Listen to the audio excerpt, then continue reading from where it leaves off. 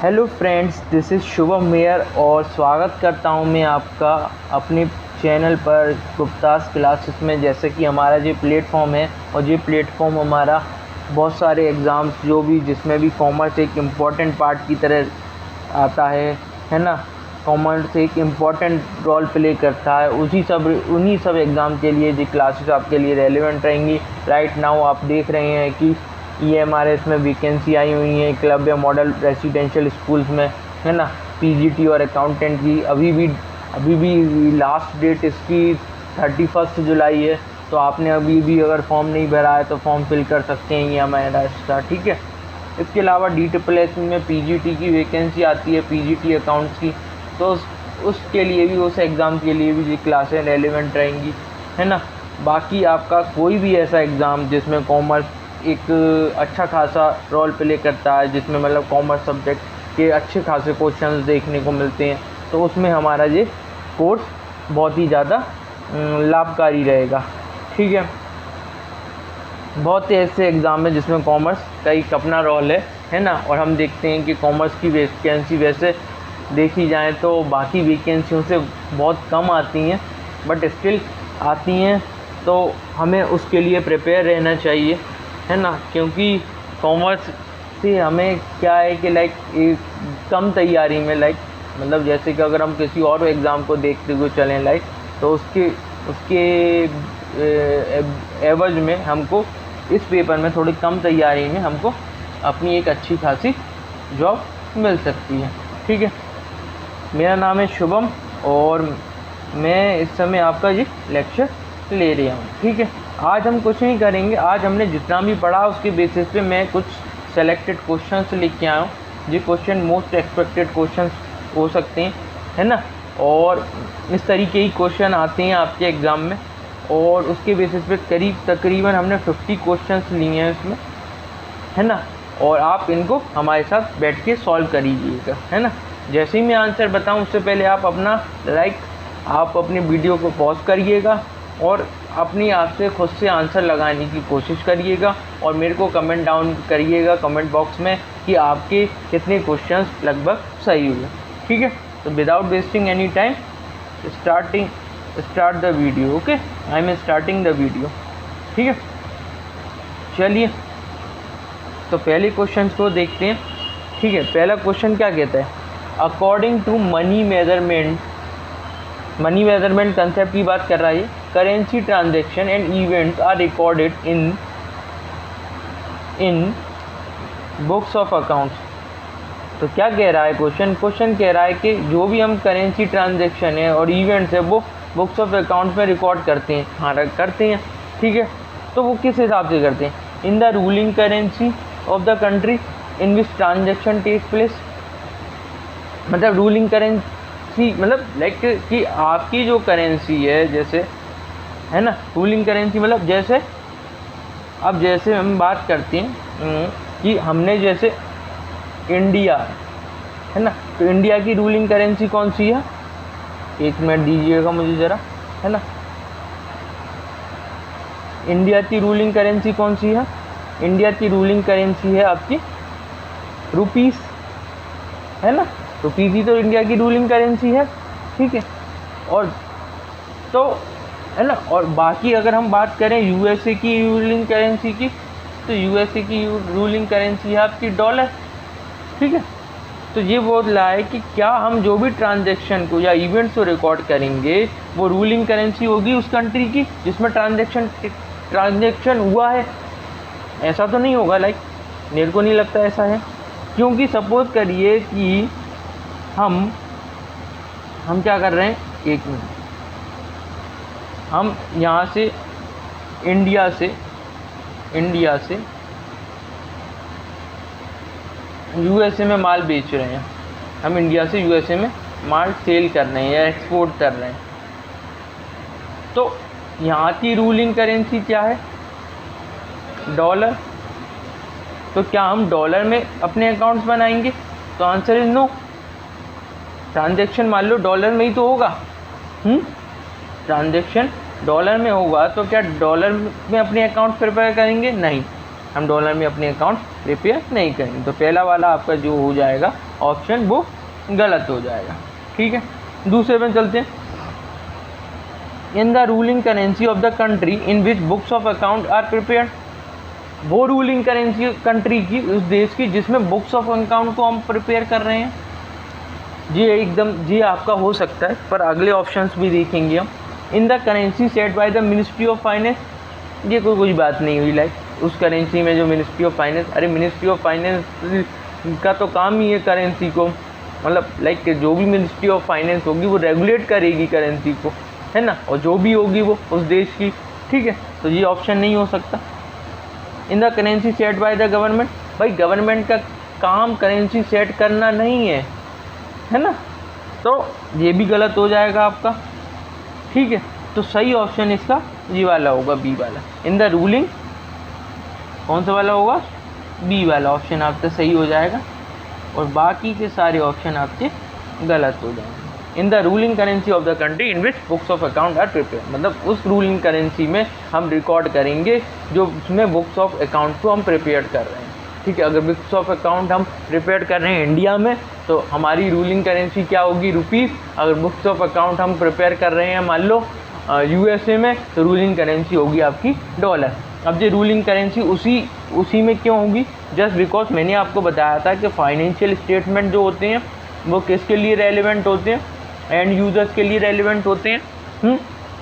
और सपोज करो कोई कंपनी है इंडिया की है ना, इंडिया की कंपनी है, तो वो अपने बुक्स ऑफ अकाउंट्स को कौन सी करेंसी में रखना ज़्यादा प्रेफर करेगी,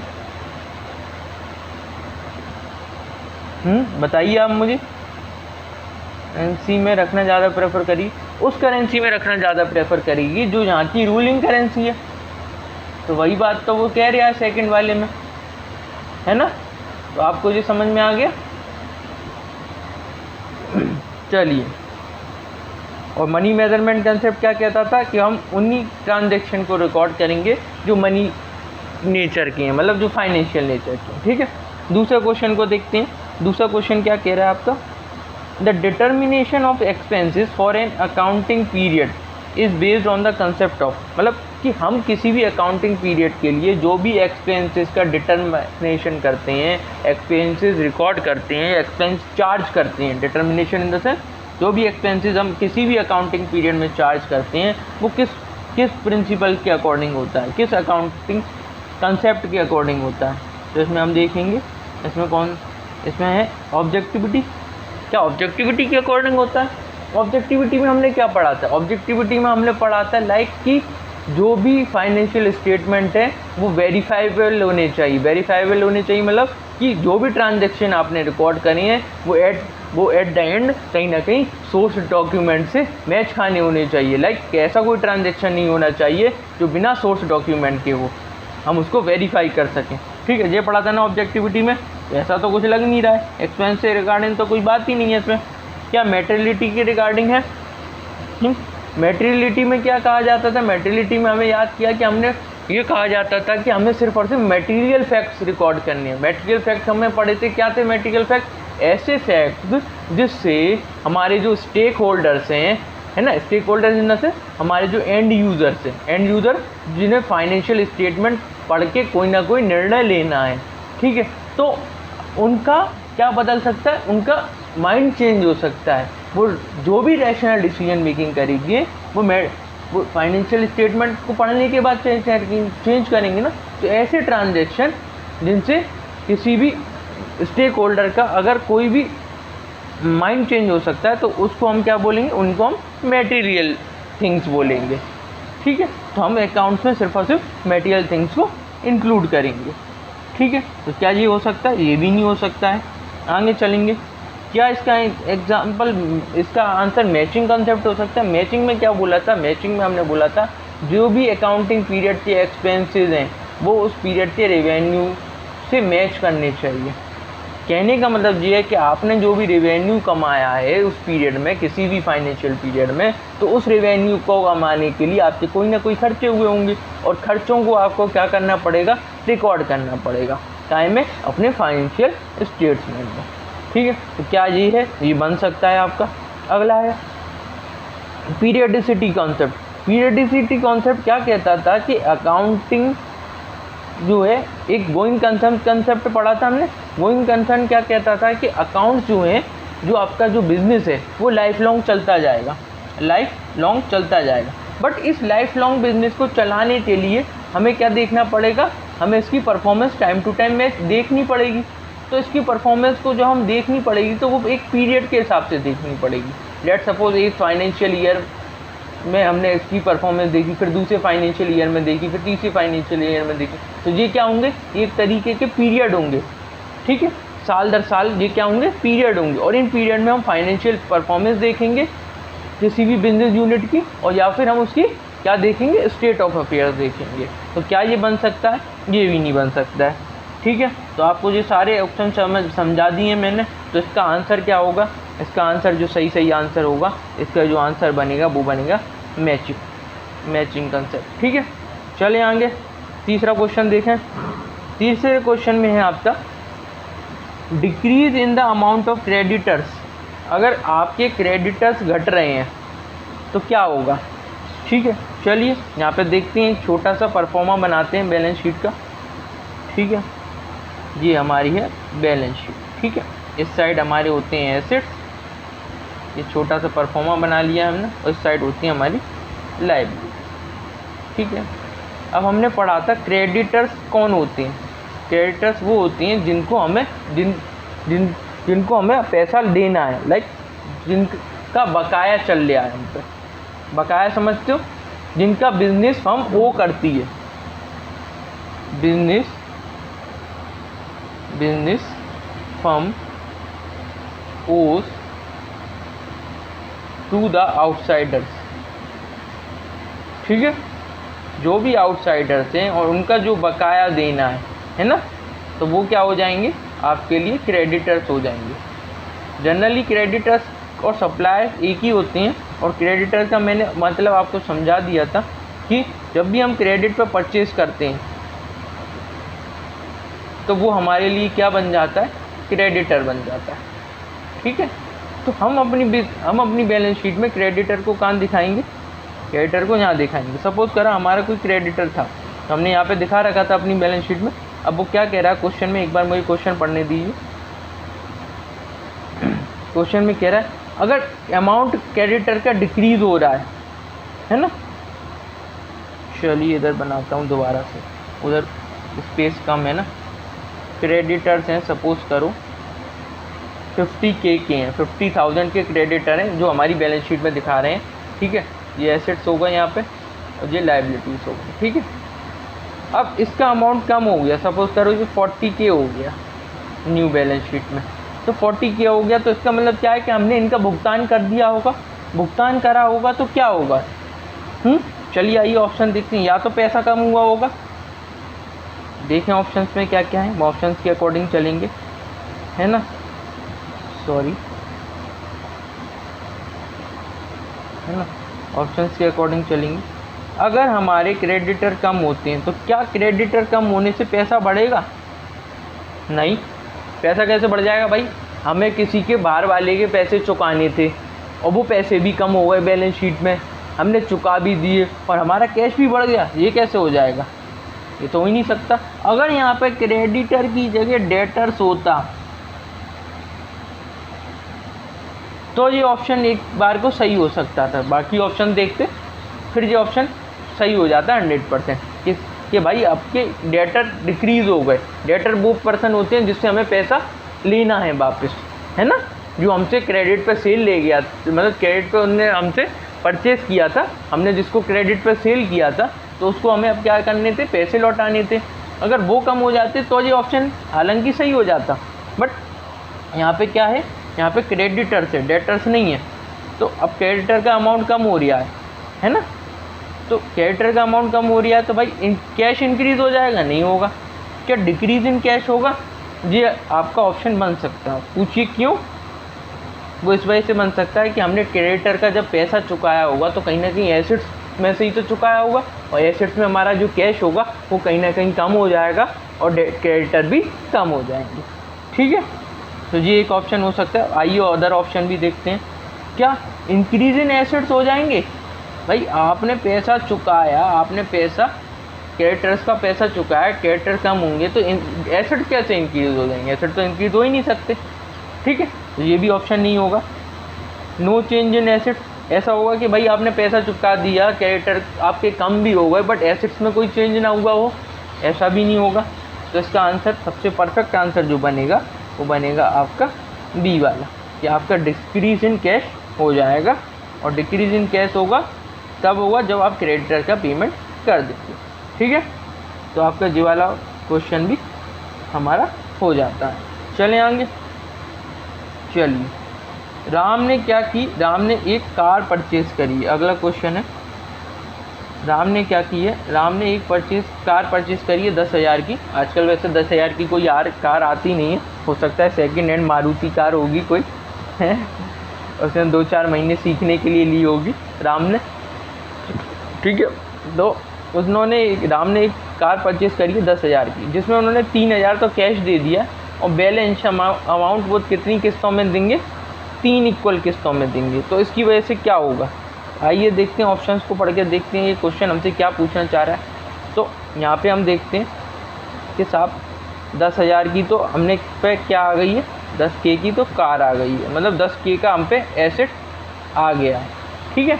10,000 का एसेट आ गया है और जिसमें से हमने 3,000 कैश पे किया, तो 3,000 हमारे कैश में से कम हो गए होंगे एसेट साइड से, ठीक है।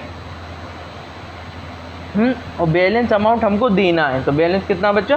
7,000 की हमारी क्या हो गई है? लायबिलिटी एक तरीके से, ठीक है। चलिए देखते हैं, टोटल एसेट इंक्रीज बाय 10,000। क्या टोटल एसेट 10,000 से बढ़ेंगे? अब भाई ये टोटल एसेट ही तो है। आइए इधर देखते हैं, है ना, इधर देखते हैं। चलिए, बैलेंस शीट है हमारी ये। बैलेंस शीट में जो टोटल एसेट साइड होती है, ठीक है। अब यहाँ पे हमारे पे आ गई कार, आ गई 10,000 की। K for 1000 होता है, ये आप सबको पता होगा, ठीक है। और कैश हमारा कितने से कम हो गया? 3,000 से। तो ओवरऑल इस पे जो एसेट साइड पे जो फ़र्क पड़ा वो कितने का पड़ा? 10K की कोई 10,000 की कोई चीज़ आई और 3,000 से कोई कम हो गई, तो टोटल एसेट साइड पे कितने का फ़र्क पड़ा? कि टोटल एसेट साइड कितने से बढ़ेंगे? सिर्फ और सिर्फ 7,000 से, ठीक है। अब उसने बोला था कि 10,000 की कार पे उसने 3,000 तो कैश दे दिया, और बाकी के जो पेमेंट है वो 3 इक्वल इंस्टॉलमेंट में पे करेगा बाद में। तो यहाँ पे लायबिलिटी साइड आपकी कितने की लायबिलिटी हो जाएगी फिर? क्योंकि हमने 3,000 तो दे दिए, 10,000 की कार थी, 3,000 दे दिए, तो लायबिलिटी आपकी कितने की बनेगी? वो बनेगी 7,000 की, ठीक है। तो इस तरीके का कोई ऑप्शन देखते हैं। तो पहले ऑप्शन में वो बोल रहा है कि टोटल एसेट 10,000 से बढ़ जाएंगे। नहीं, टोटल एसेट 10,000 से कैसे बढ़ जाएंगे? टोटल एसेट तो हमने देखा अभी कितने से बढ़ रहे हैं, वो बढ़ रहे हैं आपके सिर्फ और सिर्फ 7,000, ठीक है। तो पहला ऑप्शन आपका क्या हो जाएगा? पहला ऑप्शन आपका गलत हो जाएगा, ठीक है। दूसरा ऑप्शन देखते हैं, टोटल लायबिलिटीज इंक्रीज बाय 3,000। हमने देखा था कि टोटल लायबिलिटी 3,000 से बढ़ जाएगी, नहीं, हमने तो देखा 7,000 से बढ़ रही है अभी हमने समझा, तो ये ऑप्शन भी गलत हो जाएगा, ठीक है। Asset will increase by 7,000, asset 7,000 से बढ़ेगा with corresponding increase in liability by 7,000, ठीक है। तो एसेट भी हमने देखा था कि 7,000 से बढ़ रहा था और लायबिलिटी भी आपकी 7,000 से बढ़ रही थी। तो आपका आंसर क्या बन जाएगा? आंसर आपका सी करेक्ट हो जाएगा। C will be the correct answer, ठीक है। और डी में बोथ बी एंड सी दे रखे हैं, तो बोथ बी एंड सी तो हो नहीं सकते, तो आपका आंसर जो बनेगा वो बनेगा सी। ओके, चले आगे, चलते हैं, अगला देखते हैं। Accounting does not record non financial transaction. जो हमने आपको जब कंसेप्ट एंड कन्वेंशंस का चैप्टर पढ़ाया था, तो हमने बहुत ही बारीकी से समझाया था, बहुत ही बारीकी से चीज़ें समझाई हैं। मैं नहीं समझ सकता इससे अच्छा, मैं फर्दर अब दोबारा भी नहीं समझा सकता हूँ इससे अच्छा, तो ठीक। तो अकाउंटिंग में जब कोई नॉन फाइनेंशियल ट्रांजेक्शन को हम रिकॉर्ड नहीं करेंगे, क्यों नहीं करेंगे? ये बात किसने कही थी? कौन से कंसेप्ट में कही थी? बताइए बताइए बताइए, कमेंट डाउन करिए। ये बात कही थी आपकी मनी मेजरमेंट कंसेप्ट में, ठीक है। इसमें ढूंढ लीजिए, क्या एंटिटी कंसेप्ट में ये बात थी? नहीं थी। इक्वल कंसेप्ट में थी? नहीं थी। कॉस्ट कंसेप्ट में थी? नहीं थी। ये आ गया आपका मनी मेजरमेंट कंसेप्ट, देखा और लगा दिए। बहुत ईजी सा क्वेश्चन था। क्वेश्चन पढ़ते ही आपको याद आ गया कि हमने ये कौन सी उसमें बात की थी, है ना। तो इसमें बाकी के ऑप्शन को देखने की ज़रूरत ही नहीं है, क्योंकि आपको पहले से ही पता है कि नॉन फाइनेंशियल ट्रांजैक्शन को रिकॉर्ड हम नहीं करते हैं अकाउंटिंग में। क्यों? क्योंकि ये बात कही गई है मनी मेजरमेंट कंसेप्ट में। इसको मॉनेटरी कंसेप्ट भी कहा जाता है। ठीक है, चलें आगे। अगला क्वेश्चन देखते हैं, सिक्स्थ वाला क्वेश्चन देखते हैं। सिक्स्थ वाले क्वेश्चन में कहा गया provision for bad debt is made as per. हम जो प्रोविज़न बनाते हैं बैड डेट्स का, वो किस कंसेप्ट के अकॉर्डिंग बनाते हैं? एंटिटी कंसेप्ट के अकॉर्डिंग बनाते हैं। भाई ऐसा तो नहीं था एंटिटी कंसेप्ट। एंटिटी कंसेप्ट क्या कहती थी? ओनर अलग है, मैनेजमेंट अलग है, बिजनेस अलग है, ओनर अलग है। यही तो बात करता था एंटिटी कंसेप्ट। बिजनेस के खर्चे अलग हैं और पर्सनल खर्चे अलग हैं, यही बात तो करता था एंटिटी कंसेप्ट। तो ये बात तो गलत हो गई। ठीक है, दूसरा बात करते हैं कॉस्ट कंसेप्ट। कॉस्ट कंसेप्ट से तो इसका दूर दूर तक वास्ता नहीं है, क्योंकि कॉस्ट कंसेप्ट में क्या कहा जाता था, कोई भी हम एसेट एक्वायर करेंगे तो हम उसको एक्चुअल कॉस्ट पे रिकॉर्ड करेंगे, तो ये है ही नहीं। गोइंग कंसर्न कंसेप्ट क्या कहता था कि जो बिज़नेस है वो लाइफ लॉन्ग चलता ही चला जाएगा। ठीक है, क्योंकि किसी की भी बिज़नेस बिज़नेस पर्सन की जो भी ओनर है उसकी कभी भी ऐसी इंटेंशन नहीं होती है कि उसको अपना बिज़नेस कभी बंद करना पड़ेगा। ठीक है, तो इन तीनों में से कोई सा भी नहीं बनता है। इसका आंसर होगा कंजर्वेटिव कंसेप्ट। और कंजर्वेटिव कंसेप्ट में हमने पढ़ा था कि anticipate losses but do not anticipate income. तो हम क्या कहते थे उसमें कि आशंका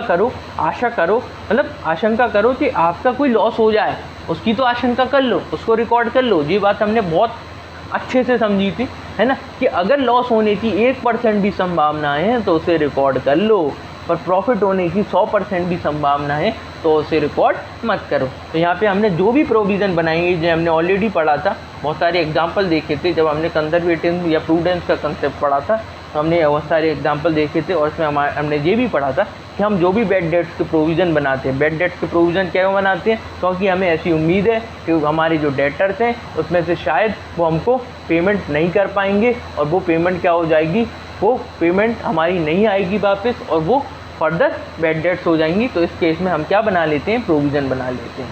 ठीक है, चलें आगे चलते हैं। अगला क्वेश्चन है आपका सेवेंथ वाले क्वेश्चन को देखते हैं। Fixed asset and current asset are categorised as per the concept of. भाई फिक्स्ड एसेट और करेंट एसेट को हम कैटेगरी में बांट देते हैं। हमने किस हिसाब से कैटेगरी में बांटा था? हमने फिक्स्ड एसेट की परिभाषा पढ़ी थी, हमने करेंट एसेट की परिभाषा पढ़ी थी, क्या पढ़ी थी? एक ओवरऑल यहाँ पे देखते हैं। करेंट एसेट वो एसेट होते हैं, current asset are those asset जो एक साल से ज़्यादा या एक फाइनेंशियल ईयर से ज़्यादा के लिए एक फाइनेंशियल ईयर से कम, वन फाइनेंशियल ईयर तक के लिए यूज़ कर रहे हैं आप उसको। इधर हम लिखेंगे current year asset are those assets which provide benefit up to 12 months और 1 year। जो एक साल तक के जो बेनिफिट्स आपको प्रोवाइड हो रहे हैं वो क्या होंगे? आपके करेंट एसेट होंगे। ठीक है, 1 ईयर मतलब 1 financial year, 1 financial year equal to 1 period, एक पीरियड ही तो हो गया। ठीक है, जो जनरली एक साल का पीरियड ही तो होता है। बट हमने दूसरी ओर देखा था कि फिक्स्ड एसेट वो होती हैं जो ऐसे एसेट जो मोर देन 1 फाइनेंशियल ईयर का बेनिफिट दें आपको। जैसे आप फर्नीचर खरीद के लाए, तो क्या फर्नीचर एक साल में आपका ख़त्म हो जाएगा? नहीं होगा, कम से कम 4 से 5 साल चलेगा। कोई मशीन लेके आएगी तो वो एक साल में ख़त्म हो जाएगी? नहीं, 5 से 7 साल चलेगी वो मशीन। तो ऐसे एसेट जो एक साल से ज़्यादा का आपको फ़ायदा दें तो उनको हम फिक्स्ड एसेट की कैटेगरी में रखते हैं। वहीं ऐसे एसेट जो विद इन 1 ईयर आपका यूज़ दें, बेनिफिट दें, तो उस एसेट को हम करेंट एसेट में रखते हैं। तो हम जिस डिस्ट्रीब्यूशन कर किसके हिसाब से रहे हैं, यहाँ पे जो डिस्ट्रीब्यूशन कर रहे हैं हम कर रहे हैं पीरियड के हिसाब से कि भाई एक फाइनेंशियल ईयर में जो फ़ायदा दे रहा है वो करेंट एसेट मान लिया हमने, एक से ज़्यादा फाइनेंशियल ईयर में जो फ़ायदा दे रहा है उसको हमने फिक्स्ड एसेट मान लिया। तो इस तरीके की कैटेगराइजेशन हम जो कर रहे हैं वो किसके अकॉर्डिंग कर रहे हैं? देखते हैं, आइए देखते हैं क्या क्या ऑप्शन है। क्या हम सेपरेट एंटिटी में ऐसा देखते थे कुछ? भाई सेपरेट एंटिटी में नहीं देखते थे। सेपरेट एंटिटी में सिर्फ ओनर और बिजनेस से अलग अलग हैं ये बात करते थे हम। बट फिक्स्ड एसेट और करेंट एसेट की हम जो कैटेगरी बनाते थे, क्या गोइंग कंसर्न के हिसाब से बनाते थे? है ना? क्या कंसिस्टेंसी के हिसाब से बनाते थे? किसके हिसाब से बनाते थे? हम बनाते थे टाइम पीरियड के हिसाब से। यहाँ पे हमारा ऑप्शन हो जाएगा आपका टाइम पीरियड वाला कंसेप्ट, जहाँ जो पीरियोडिसिटी कंसेप्ट नहीं है, ये टाइम पीरियड का कंसेप्ट टाइमलीनेस वाला कंसेप्ट है ना? तो मेरे हिसाब से इन सब में रेलिवेंट आंसर होना चाहिए गोइंग कंसर्न। गोइंग कंसर्न इस हिसाब से क्यों लिया गया है? क्योंकि 1 साल तक के लिए हम जो यूज़ कर रहे हैं वो कर रहे हैं हम करेंट एसेट, और पीरियड बाय पीरियड जो यूज़ कर रहे हैं वो कर रहे हैं हम फिक्स्ड एसेट। तो यहाँ पे इन सारे ऑप्शंस को देख के हमारा क्या हो जाना चाहिए सही आंसर? गोइंग कंसर्न सही हो जाना चाहिए। अगर यहाँ पे मेरे ख्याल से अगर यहाँ पे पीरियोडिसिटी कॉन्सेप्ट भी होता तो पहली प्रेफरेंस मैं उसको देता फिर, ठीक है, फर्स्ट प्रेफरेंस फिर मैं उसको देता। टाइमलीनेस कॉन्सेप्ट है, जो मैंने आपको वीडियोस में बताया है टाइमलीनेस कॉन्सेप्ट का क्या मतलब है। तो जिससे रिलेटेड नहीं है, कंसिस्टेंसी हो नहीं सकता है। तो अब यहाँ पे जो कि ऑप्शंस में हमें पीरियोडिसिटी कॉन्सेप्ट नहीं मिला है, तो हम ये मानेंगे कि इधर जो आंसर बनेगा वो बनेगा आपका गोइंग कंसर्न बनेगा, ठीक है। चलें आगे चलते हैं, अगला क्वेश्चन देखते हैं। ओमिशन ऑफ पैसे and showing the round figures in financial statement is based on, मतलब क्या ये सपोज करिए कि एक ट्रांजेक्शन है 500 रुपीज़ और 38 पैसे, है ना। कोई आपका ट्रांजेक्शन है, सपोज करिए 500 रुपये 38 पैसे। तो हमने क्या किया, हमने उसको सिर्फ और सिर्फ 500 रुपये लिख दिया ट्रांजेक्शन में। ऐसा हमने क्यों लिखा, ठीक है। तो वो पूछा किस कंसेप्ट के अकॉर्डिंग ऐसा हम लिख सकते हैं। क्या वो कंजर्वेटिव कंसेप्ट के अकॉर्डिंग लिख सकते हैं कि हमने पैसे को हटा के सिर्फ और सिर्फ उसे राउंड ऑफ फिगर में कर दिया। क्या कंसिस्टेंसी के अकॉर्डिंग लिख सकते हैं, मेटेरियलिटी के अकॉर्डिंग लिख सकते हैं, या रियलाइजेशन कंसेप्ट के अकॉर्डिंग लिख सकते हैं। इसमें ये भी नहीं बनेगा, ये भी नहीं बनेगा और ये भी नहीं बनेगा। मेटेरियलिटी कंसेप्ट इसका आंसर बन जाएगा। पूछो क्यों? पूछो इसलिए कि मेटेरियलिटी कंसेप्ट क्या कहता था कि हमें ऐसे फैक्ट और फिगर को रिकॉर्ड करना है जिससे क्या है, एंड यूज़र का दिमाग प्रभावित हो सकता है फाइनेंशियल स्टेटमेंट को पढ़ के। तो क्या अगर एक बात सपोज करो 500 रुपये 38 पैसे, तो 38 पैसे को अगर आप नहीं इंक्लूड करोगे तो क्या उससे एंड यूज़र के दिमाग पर कोई प्रभाव पड़ेगा?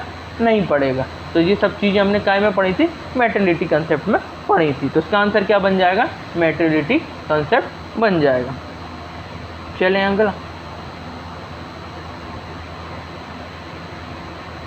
कहते हैं, अगला देखते हैं कि अगला question, income tax of the soul trader. अब सोल ट्रेडर मतलब क्या होता है? सोल ट्रेडर, सोल प्रोप्राइटरशिप और मैंने पार्टनरशिप और कंपनी फॉर्म ऑफ बिजनेस में मैंने आपको डिफरेंस बताया था। तो यहाँ पे मैं उन सब चीज़ों को रिपीट नहीं करूँगा। अब मैं सिर्फ और सिर्फ क्वेश्चन पे चलूँगा कि इनकम टैक्स पेड किया है, मतलब मान लो किसी सोल ट्रेडर ने, ठीक है।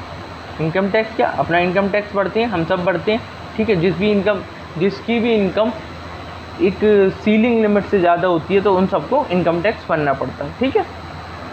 वो इनकम टैक्स में देखेंगे कि क्या लिमिट रहती है क्या नहीं रहती, ठीक है, ओके। तो इनकम टैक्स अगर सोल प्रोप्राइटर ने पेड किया है तो क्या होगा? क्या वो P&L अकाउंट में डेबिट होगा? भाई हमें सबको पता है P&L अकाउंट में जो भी चीज़ डेबिट होती हैं वो क्या होते हैं? वो होते हैं बिजनेस के खर्चे, जो बिजनेस से डायरेक्टली रिलेटेड होते हैं, ठीक है। तो उनको हम डेबिट करते हैं। भाई क्या इनकम टैक्स सोल प्रोप्राइटर का खुद का इनकम टैक्स बिजनेस के खर्चे हैं क्या? नहीं है साहब, ये नहीं है। तो रिकॉर्ड करेंगे, डेबिट करेंगे P&L में? नहीं करेंगे। तो यहाँ पे क्या हो जाएगा? गलत हो जाएगा। दूसरा, डेबिट टू ट्रेडिंग अकाउंट। भाई ट्रेडिंग अकाउंट में भी क्यों करेंगे? ट्रेडिंग में P&L में हम कौन से खर्चे इंक्लूड करते हैं? वही खर्चे तो इंक्लूड करते हैं जो बिजनेस के होते हैं। तो यहाँ पे भी नहीं करेंगे, ठीक है। तो ये वाली चीज़ भी गलत हो जाएगी, ये वाली चीज़ भी गलत हो जाएगी। तीसरा ऑप्शन है डेबिटेड टू कैपिटल अकाउंट। क्या उसके कैपिटल अकाउंट में हम डेबिटेड कर सकते हैं? हाँ सर, ऐसा हम कर सकते हैं, क्यों कर सकते हैं सर? अगर वो ड्राइंग करता है तब भी तो हम उसके कैपिटल अकाउंट को डेबिट कर देते हैं। अगर हम आपने बताई थी कि अगर बिजनेस अलग है और क्या है, ओनर अलग है, तो जब वो कैपिटल अकाउंट को में से ड्राइंग कर रहा था तब भी तो हम उसको क्या कर रहे थे, अलग कर रहे थे, मतलब उस कैपिटल अकाउंट को डेबिट कर देते थे। हाँ, मेरे को ऐसा लगा, ये बात सही है आपकी। चलिए, और जब वो सर गुड्स निकाल के ले जा रहा था, ड्राइंग कर रहा था, तब भी तो हम उसको कैपिटल अकाउंट को कम कर देते थे या परचेस अकाउंट को कम कर देते थे। हाँ, ये बात भी आपकी सच है। तो हम ये कर सकते हैं, जीवाली, तो इस केस में जी वाला ऑप्शन सही बन जाएगी। और इसकी एंट्री बताना मत भूलिएगा आप, क्या एंट्री बनेगी कि जब हम डेबिट करेंगे इनकम टैक्स को तो एंट्री क्या बनेगी, आप मेरे को कमेंट बॉक्स में इसकी एंट्री बताइएगा, ठीक है, इस क्वेश्चन की। ठीक है, एक मिनट, इसकी एंट्री बताइएगा कि जब कैपिटल अकाउंट डेबिट होगा तो क्या एंट्री बनेगी। ठीक है, चलें आगे देखते हैं।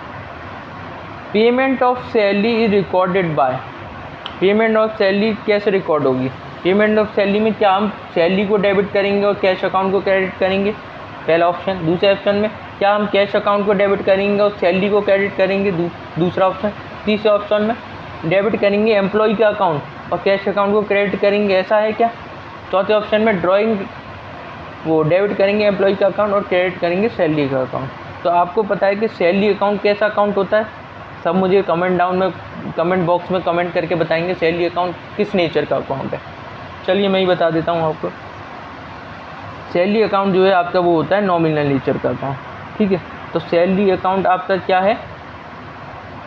सैलरी है आपका नॉमिनल नेचर का अकाउंट।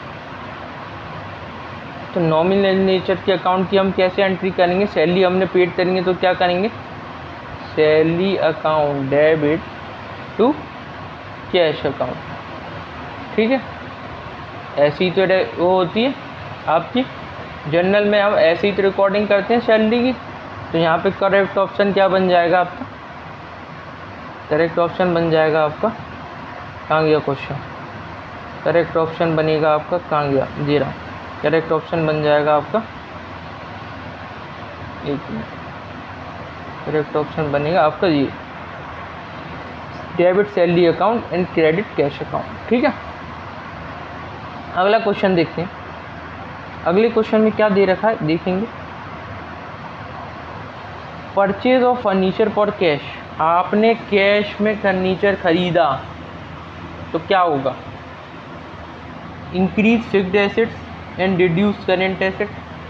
अब भाई कैश में फर्नीचर खरीदा तो फर्नीचर तो बढ़ेगा ही बढ़ेगा, ये तो पता है। तो फर्नीचर आपका क्या होता है? फिक्स्ड एसेट्स होता है या नहीं होता है? क्या फर्नीचर एक साल से ज़्यादा यूज़ कर सकते हैं हम? जाहिर सी बातें कर सकते हैं, तो फिक्स्ड एसेट की कैटेगरी में आएगा। ठीक है, और फिक्स्ड एसेट बढ़ेंगे और करेंट एसेट रिड्यूस होंगे, ये ऑप्शन आपका बन सकता है। ठीक है, फिक्स्ड एसेट रिड्यूस होंगे और करेंट एसेट बढ़ेंगे। भाई फर्नीचर जो है फिक्स्ड एसेट है, और फिक्स्ड एसेट तो बढ़ेगा ही बढ़ेगा, तो फिक्स्ड एसेट तो रिड्यूस होने का सवाल ही नहीं है। तो ये ऑप्शन तो आपका हो गया गलत। ठीक है, तीसरा है आपका टोटल एसेट बढ़ेंगे। टोटल एसेट कैसे बढ़ जाएंगे? अभी हमने एक और एग्जांपल देखा था जिसमें हम कार खरीद के ला रहे थे और 3000 रुपये हम जब कैश में दे रहे थे, तो टोटल एसेट में क्या होगा प्रभाव पड़ा था? हमने जो कैश में दिया था उतनी फिगर से हम टोटल एसेट को घटा रहे थे। ठीक है, तो टोटल एसेट भी पूरी तरीके से नहीं बढ़ेंगे, तो ये ऑप्शन भी आपका गलत हो गया। बोथ ए एंड बी, ए और बी दोनों ऑप्शन हो नहीं सकते, तो इसका आंसर क्या हो जाएगा फिर? A will be the correct answer. ठीक है, चलें आगे। अगला क्वेश्चन है, अच्छा क्वेश्चन है। ठीक है, narration are given at the end of. अब आप नरेशन देते हैं, नरेशन मतलब कि किसी भी ट्रांजेक्शन को डिटेल में समझाना, उसको हम बोलते हैं नरेशन। ठीक है, तो नरेशन हम क्या फाइनल अकाउंट्स के एंड में देते हैं? जब हम फाइनल अकाउंट प्रिपेयर करते हैं तो उसकी एंड में क्या हम नरेशन देते हैं? नहीं, उसके एंड में तो हम नोट्स टू अकाउंट देते हैं। अगर कोई भी हमें मतलब हमें कोई भी ट्रांजेक्शन के बारे में या कोई भी चीज़ों के बारे में समझाना होता है तो नोट्स टू अकाउंट देते हैं, वहाँ पे हम नरेशन नहीं देते। ये बात हो गई गलत। ट्रायल बैलेंस की each ledger account trial balance के साथ ट्रायल बैलेंस में देते हैं क्या हम नरेशन। ईच ट्रायल बैलेंस जब हम बनाते हैं तो क्या हर एक लेजर अकाउंट का जो भी बैलेंस आता है एंड बैलेंस उसी से तो ट्रायल बैलेंस बनाते हैं, क्या उसके साथ हम नरेशन देते हैं? उसके साथ भी नरेशन नहीं देते। क्या हर एक लेजर अकाउंट बनाने के वक्त भी नरेशन देते हैं? नहीं देते हैं। तो नरेशन सिर्फ और सिर्फ दिया जाता है जनरल एंट्री के साथ। तो इसका ऑप्शन का आंसर क्या बनेगा? इसका आंसर बन जाएगा आपका general entry. General entry will be the correct answer, hence option D will be the correct answer. ठीक है, चले आगे। अब वो बोल रहा है इनमें से विच of the following is an example of personal asset. अभी हमने टाइप्स ऑफ अकाउंट्स पढ़े नहीं हैं, अगले लेक्चर में हम ये सब चीज़ें भी कवर कर लेंगे। फिर भी मैंने एक क्वेश्चन डाल दिया क्योंकि आपको पता होगा। ठीक है, अब बताइए इसमें मेरे को इसका आंसर। चलिए आप ही दीजिए मुझे। लाइव क्लास चल रही होती तो आप दे देते तुरंत, अब मेरे को कैसे पता चलेगा कि आप दोगे या नहीं। देखिए मशीनरी अकाउंट है पहले नंबर पर। मशीनरी अकाउंट पर्सनल अकाउंट नहीं होता, ये होता है रियल अकाउंट। रेंट अकाउंट आपका हो जाता है आपका, जैसे ये एक्सपेंस है रेंट पेड जो हम कर रहे हैं तो ये हो जाएगा आपका नॉमिनल अकाउंट। ठीक है, कैश अकाउंट भी आपका हो जाएगा रियल अकाउंट। जे रियल है, जे नॉमिनल है, जे रियल है। तो क्रेडिटर जो बचा आपका जी क्या हो जाएगा? ये आपका हो जाएगा पर्सनल अकाउंट। ठीक है, तो आंसर क्या बन जाएगा इसमें? आंसर इसमें आपका जो बनेगा वो बनेगा आपका क्रेडिटर अकाउंट। ठीक है, कोई दिक्कत नहीं, ईजी है ना क्वेश्चन। अभी डिफ़िकल्ट वाले थोड़ा नीचे आएंगे, स्टार्टिंग में इजी नहीं दिए तो फिर आपका मन कैसा करेगा आगे बढ़ने का। ठीक है, अगला P&L अकाउंट। P&L मतलब profit and loss account is prepared for period of 1 year by the following. किसके अकॉर्डिंग हम P&L अकाउंट को 1 साल का बनाते हैं? क्या जी कंसिस्टेंसी के अकॉर्डिंग बनाते हैं? कंसिस्टेंसी तो ये कहता था कि सेम अकाउंटिंग प्रिंसिपल, पॉलिसी और मेथड को बार बार यूज़ करो, एक जैसे होने चाहिए, तो ये नहीं होगा। कंजर्वेटिव कहता था कि लॉस को एंटिसिपेट कर लो, प्रॉफिट को मत करो, तो ये भी नहीं होगा। अकाउंटिंग पीरियड कंसेप्ट क्या कहता था? अकाउंटिंग पीरियड कंसेप्ट कहता था कि जो आपका इंडेफिनिट पीरियड है आपके बिजनेस का, उसको आपको काय में बांटना पड़ेगा? वो पीरियड में बांटना पड़ेगा। और हैंस हम पीरियड के हिसाब से ही फाइनेंशियल स्टेटमेंट बनाते हैं, और फाइनेंशियल स्टेटमेंट में ही P&L भी फाइनेंशियल स्टेटमेंट में ही कवर्ड होता है, तो वो ईयर वाइज बनाते हैं। तो इसका आंसर मेरे हिसाब से अकाउंटिंग पीरियड कंसेप्ट हो जाएगा। चौथा ऑप्शन हमने इसलिए नहीं देखा क्योंकि हमें थर्ड ऑप्शन पे ही हमें अपना आंसर मिल गया। ठीक है, बाकी मैंने ये सारे कंसेप्ट अच्छे से डिटेल में समझा दिए आपको, तो वीडियो अगर आपने नहीं देखी हो तो देख लीजिएगा। ठीक है, ये क्या रिपीट हो गई क्या? हाँ, ये वाली स्लाइड एक रिपीट हो गई है। चलिए इसको छोड़ते हैं, आगे बढ़ते हैं। क्वेश्चन 14 तक हो गए थे ना, 15 वाला देखते हैं। 15 वाले में क्या है देखें। 15 वाले में क्या पूछा है देखते हैं। Current liabilities means, current liabilities के बारे में हमने पढ़ा था। हाँ पढ़ा था। ऐसी लायबिलिटीज़ जिनका भुगतान हम 1 अकाउंटिंग ईयर में कर देते हैं, है ना, उन लायबिलिटीज़ को हम क्या बोलेंगे? हम बोलेंगे करेंट लायबिलिटीज़। जो हमें पेबल है विद इन 1 अकाउंटिंग ईयर या विद इन 12 मंथ्स, यही तो पढ़ा था हमने। तो ढूंढे यहाँ पे ऑप्शन अपने हिसाब से।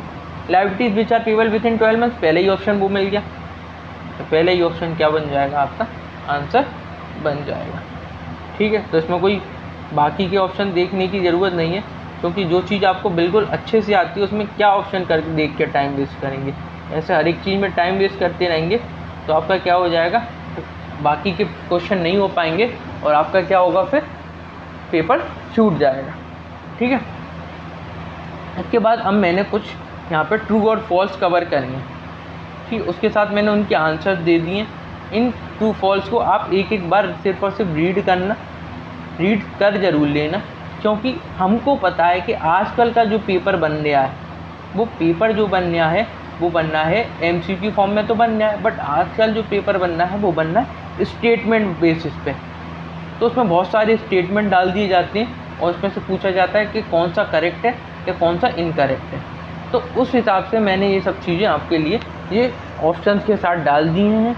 एक बार इनको रीड करना, पढ़ने की कोशिश करना, समझने की कोशिश करना। इन केस अगर कोई भी ऐसा स्टेटमेंट ऐसा लगता है जो आपकी समझ से बाहर है, समझ से परे है, तो आप मेरे को कमेंट में पूछ सकते हैं। ठीक है, कोई डाउट वाली बात नहीं है। है ना। चलें पढ़ लेना ये 10 फिलिंग वो हैं आपके फॉल्स, ट्रू और फॉल्स। अब आ जाते हैं अच्छे वाले क्वेश्चंस पे कुछ, ठीक है, जिसमें आपका होने वाला है दिमाग थोड़ा यूटिलाइज, थोड़ा खर्च होगा दिमाग, तो खर्च कर लीजिए, उससे फ़ायदा ही होगा आपका एग्ज़ाम्स में।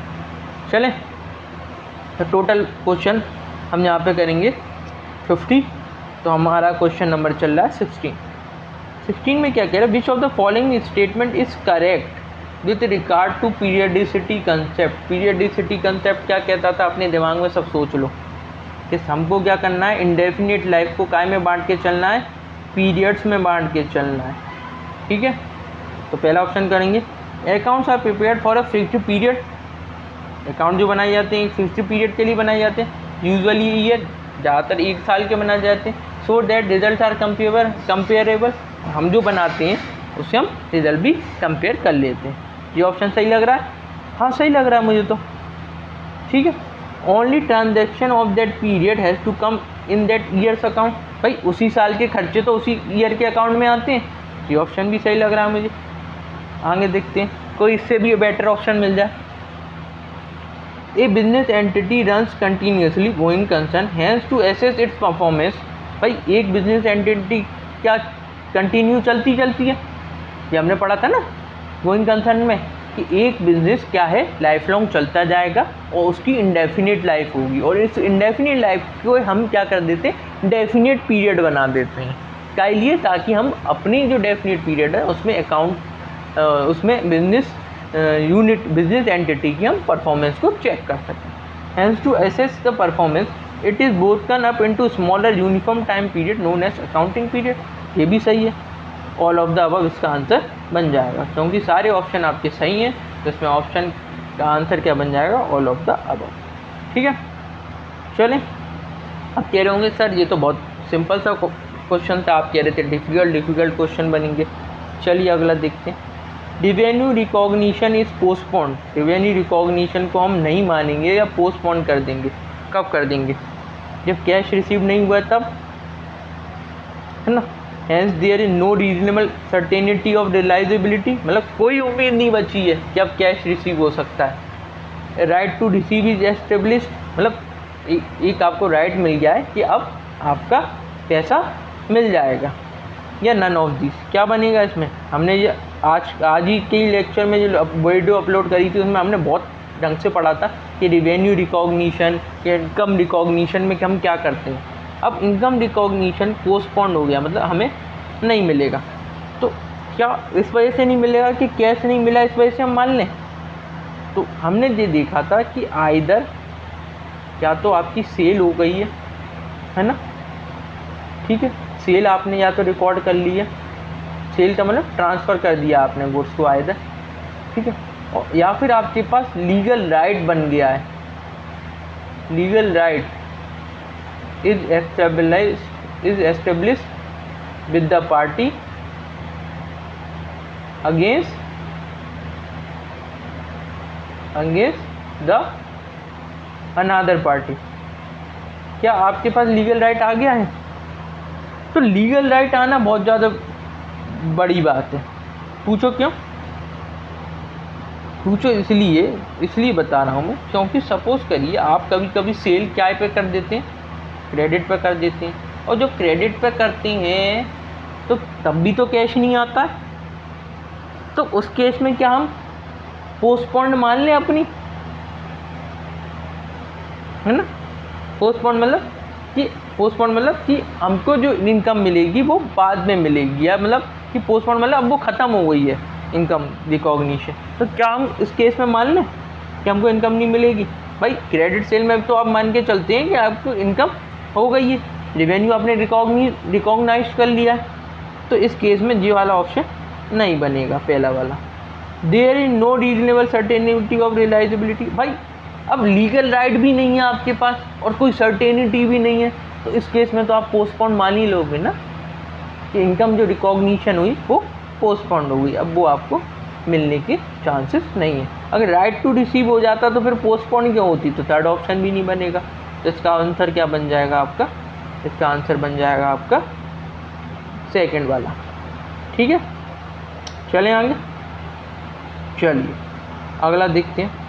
लोन लिया है 10 लाख का, loan of 10 lakh, loan ₹10 lakh taken on 1/1/2023 को लिया है हमने लोन 10 लाख का, 15% की ब्याज पे लिया है। Interest is payable annually, interest हम देंगे एनुअली देंगे, ठीक है। Interest to be recognise for the accounting year ending 31 March 2023, ठीक है। तो अब यहाँ पे हम देखेंगे, साइड में देखते हैं इसको, क्या हमने क्या लिया है, हमने लिया है 10 लाख का लोन, ठीक है। किस पे लिया है, एट द रेट 15% इंटरेस्ट क्या पे, पर एनम पे, ठीक है। ऐसा ही तो है कुछ, ठीक है। अब हमने लोन कब लिया था, 1/1/2023 को लोन लिया है ना। और क्या लिखा हुआ है क्वेश्चन में, देखें क्वेश्चन में क्या लिखा हुआ, ईयर एंड कब हो रहा है आपका, ईयर एंड हो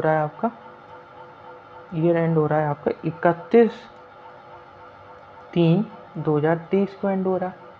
तो अब ये बोल रहा है कि इस साल का हम कितना इंटरेस्ट रिकॉग्नाइज करेंगे, मतलब कितना इंटरेस्ट का खर्चा हो जाएगा इस साल का, ठीक है। चलें देखें क्या से बनेगा जो क्वेश्चन। अब जो कि ईयर एंड हो रहा है आपका 31/3/2023 में, तो ईयर एंड जब इधर हो रहा है तो ईयर की स्टार्टिंग कब हुई होगी, ईयर की स्टार्टिंग डेफिनेटली फिर हुई होगी आपकी 1/4/2022 को हुई होगी, ठीक है। 1 अप्रैल 2022 को हुई होगी, तभी तो ईयर एंड आपका कब हो रहा है, 31/3/2023 को हो रहा है ना, सही बात है कि नहीं। और हमने लोन कब लिया है, 1/1/2023 को, जब लोन हमने 1 जनवरी 2023 को लिया है और ईयर एंड आपका हो रहा है 31/3/2023 में हो रहा है। तो भाई लोन हमने कितने महीने के, लोन का जो टाइम पीरियड है वो कितने महीने का चला इस साल में, इस साल में तो हमने 3 महीने का भी फायदा उठाया है ना लोन का, है ना। बाकी की जो इंटरेस्ट ड्यू होगी वो टाइम पीरियड के हिसाब से अगली नेक्स्ट ईयर में जाएगी। इस साल तो हमने 1 जनवरी को लिया और 31 मार्च को हमारी साल क्लोज हो रही है, तो इस साल के खर्चे कितने बनेंगे लोन के इंटरेस्ट के। लोन हमारा कितने का है, यहाँ लिखते हैं 10 लाख, और कितना है 15% है ब्याज, तो 15/100, तो 1 जनवरी से कितने महीने हो गए, जनवरी फरवरी मार्च, 3 महीने हो गए, तो 3/12, ठीक है, क्योंकि टोटल मंथ 12 होते हैं ना साल में, तो 2 जीरो से 2 जीरो कट गए, यहाँ पे कितना बचे, यूनिट 10 100 1000 10 10,000 बचा यहाँ पे, ये 3 से ये 12 चला गया 4 बार, ठीक है। तो अब हम देखेंगे यहाँ पे कितना बढ़ा है, 15, एक मिनट, 15 के पीछे कितनी जीरो, 1 2 3 4, 1 2 3 4, न्यूटन 100 1000 ठीक है, 1.5 लाख हो गए, 1.5 लाख अपॉन 4, 1.5 लाख का हम कैसे भाग देंगे, 4 से भाग दे देंगे, तो 4 से भाग देंगे, तो 4 से भाग देंगे तो हमारा ये चला जाएगा 4 3 जा 12, 3 बचे, ठीक है, 0 लगाई, 4 7 जा 28, 2 बच्चे, 0 लगाई, 4 5 जा 20, है ना, और 0, ठीक है। 1 मिनट और देख लेते, इसमें से 3 बजे दिवाली लगी, 7 बार 28 गए, 2 बच्चे तो 0 ली, 5 बार, फिर एक 0, एक और 0 आ जाएगी, तो ये बन जाएगा आपका 37,500 इस साल के आपके खर्चे हो जाएंगे इंटरेस्ट पे, ठीक है, समझ में आ गया। तो इसका आंसर क्या बन जाएगा, इसका आंसर बन जाएगा आपका, इस साल में आप कितने रिकॉर्ड करेंगे इंटरेस्ट के, 37,500, ठीक है। चलें अगला question, in accounting principles are, अब वो कह रहा है अकाउंटिंग प्रिंसिपल के बारे में बात कर रहा है, तो देखते हैं हम यहाँ पे क्या है, the principles of accounting institutes, principles की स्पेलिंग यहाँ पे गलत है, ये principle simple interest compound interest वाला प्रिंसिपल हो सकता है या फिर स्कूल का प्रिंसिपल हो सकता है। यहाँ पे हमारी जो डेफिनेशन के हिसाब से जो प्रिंसिपल आना चाहिए वो आना चाहिए प्रिंसिपल्स, प्रिंसिपल्स मीन्स सिद्धांत, ठीक, अकाउंटिंग के जो सिद्धांत है, ठीक है। तो अकाउंटिंग प्रिंसिपल कौन से होते हैं? वो ऐसे प्रिंसिपल जो अकाउंटिंग इंस्टीट्यूट में बनाए हैं। भाई अकाउंटिंग इंस्टीट्यूट कहाँ है, कौन सी हैं, है ना? है माना कि अकाउंटिंग इंस्टीट्यूट हैं, जैसे chartered institute of chartered accountant of India है, तो वो उनके द्वारा एक अकाउंटिंग स्टैंडर्ड बोर्ड्स वगैरह के द्वारा बने हुए। चलो ठीक है, हम मान सकते हैं कि ये हो सकता है, बट आगे के ऑप्शन देखते हैं क्या। नॉर्म्स और रूल, नॉर्म्स मतलब स्टैंडर्ड या रूल्स हैं which are to be followed in treating various items of asset, liability, expense and income. ठीक है, ये बन जाएगा ऐसे रूल्स या नॉर्म्स, ऐसे स्टैंडर्ड जिनको हमें फॉलो करना पड़ता है। क्यों? क्योंकि हमें ट्रीट करने पड़ते हैं ये आइटम्स, एसेट्स के, लायबिलिटीज के, एक्सपेंसेस के आइटम और इनकम के आइटम को ट्रीट करने के लिए ऐसे कुछ रूल्स और नॉर्म्स हैं जिन्हें हम फॉलो करना पड़ता है। हाँ, फॉलो तो करना पड़ता है, ये बात तो सही है। तो ये बात हम कह सकते हैं कि ये ऑप्शन बन सकता है। अगला ऑप्शन पढ़ते हैं, laws prescribe by central government for accounting. भाई लॉज थोड़ी ना है ये, accounting principle are not laws. Laws अगर होते तो इसके लिए ये एक्ट में कवर्ड होते कोई ना कोई, जैसे कंपनीज एक्ट है, LLP एक्ट है, पार्टनरशिप एक्ट है ना? तो इसके लिए लॉज ये है ना, इनमें कवर्ड होते। ठीक है, तो ये लॉस तो हो नहीं सकते, तो लॉस वाला ऑप्शन भी आपका गलत हो जाएगा। तो सबसे सही ऑप्शन बनता है आपका जी। ठीक है, चलिए आगे। Accounting conventions refer to, and accounting conventions क्या हैं? क्या ये कस्टम्स हैं and procedures followed by different communities? Communities follow करती हैं ना, ये तो बिजनेस यूनिट फॉलो करती हैं, कम्युनिटीज थोड़ी ना फॉलो करती हैं। तो ये पहला ऑप्शन यहाँ तक तो सही लग रहा था, बट हमें डिफरेंट कम्युनिटीज़ दिखा। तो या फिर यहाँ पे अगर बोल भी देता है ना डिफरेंट बिजनेस कम्युनिटीज़ भी बोल देता, तो भी कड़ी हम मान लेते कि सही हो सकता है, बट ये ऑप्शन सही नहीं होगा। ठीक है, चलिए दूसरा देखते हैं, accounting procedure followed by the accounting community. अच्छा, यहाँ पे ये जो कम्युनिटीज़ की बात कर रहा है ना, वो कहीं ना कहीं कम्युनिटी की बात कर रहा है, अकाउंटिंग कम्युनिटी को लेके चल रहा है ये पूरा, क्योंकि इसने यहाँ पे फिर से यूज़ कर दिया ये वर्ड। ठीक है, तो ये सब चीज़ें भी आपको देखनी पड़ेंगी एक क्वेश्चन में, कि अगर कोई वर्ड्स बार बार रिपीट हो रहे हैं तो उसका मतलब कुछ और भी हो सकता है। ठीक है, accounting procedure followed by the different accounting community, ये बात सही। On the basis of long standing custom, भाई पुराने टाइम से जी हम क्या कर रहे हैं, फॉलो कर रहे हैं ना, सिर्फ कोई मैन मेड तो नहीं थे, हमने पढ़ा था। ये क्या थे जी, सिर्फ और सिर्फ हम बहुत टाइम से हम चीज़ों को फॉलो कर रहे थे, है ना। Laws and rules framed by the government for accounting. ठीक है, अब लॉज और रूल्स तो बना रखे हैं अकाउंट गवर्नमेंट ने अकाउंटिंग के लिए। अकाउंटिंग के लिए कैसे रूल लॉज बना रखे हैं? जैसे आपका कंपनीज एक्ट बना रखा है, तो कंपनी एक्ट के अकॉर्डिंग ही अकाउंट्स चल रही है। ये मत समझिए कि अकाउंट्स के अकॉर्डिंग लॉ चल रहा है, लॉ के अकॉर्डिंग अकाउंट्स चल रही है। जो लॉ में बोल दिया उस हिसाब से आपको चीज़ें करनी पड़ेगी। जो आपके परफॉर्मा है फाइनेंशियल स्टेटमेंट्स के, है ना, ठीक है, तो वो किसके हिसाब से बनाते हैं? कंपनीज एक्ट के हिसाब से बनाते हैं। तो ये इसमें मेरे हिसाब से ये चारों ऑप्शन आपके बन जाने चाहिए, मतलब तीनों बन जानी चाहिए। तो इसका आंसर क्या हो जाएगा आपका? डी हो जाएगा। किसी को कोई डाउट? मेरे को नहीं लगता कोई डाउट वाला सवाल है।